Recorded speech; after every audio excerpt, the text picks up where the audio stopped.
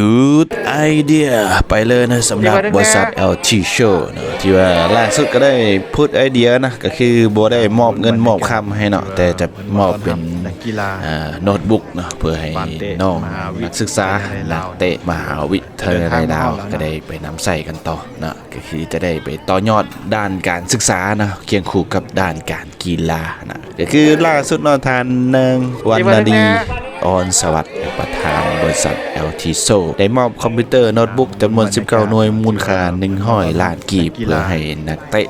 จำนวน19คนนะเป็น19คน19หน่วยนะมอบให้กับนักเตะนักศึกษามหาวิทยาลัยลาวเนาะที่ว่าได้ไปแข่งขันรายการอยู่ที่ประเทศเวียดนามสามารถคว้าอันดับที่2รายการนักศึกษามหาวิทยาลัยสากลครั้งที่1อยู่ที่นครหลวงโฮจิมินห์สเวียดนามนะสำหรับวิธีมอบฮับก็ได้มอบฮับในวันที่1เมษายน2025อยู่ที่สนามบินสากลบัตไตนะหลังจากที่ว่าทัพนักกีฬา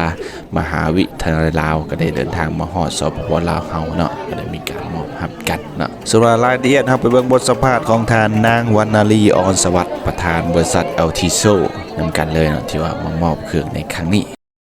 เจ้าก็รู้สึกดีใจเนาะแล้วก็สมเสยทีมงานที่เพิ่นพาน้องๆกันได้ไปคว้าฮองแชมป์มาซึ่งเป็นครั้งแรก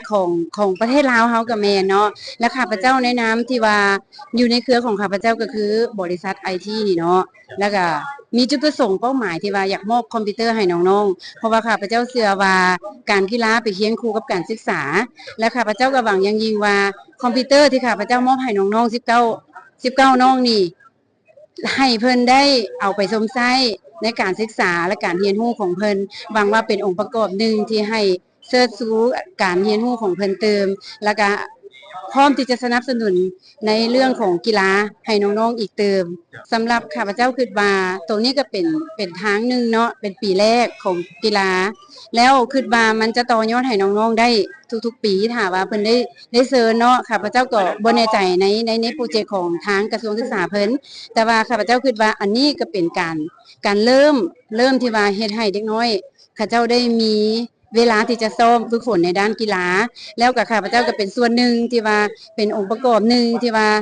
คอยซัพพอร์ตแล้วก็ส่งเสริมคิดว่าปีต่อๆไปน่าจะมีบริษัทเอกชนหรือว่าองค์กรต่างๆที่เพิ่นเห็นถึงความสำคัญในด้านกีฬาแล้วก็ด้านการศึกษานี่แล้วก็อาจจะเชิญชวน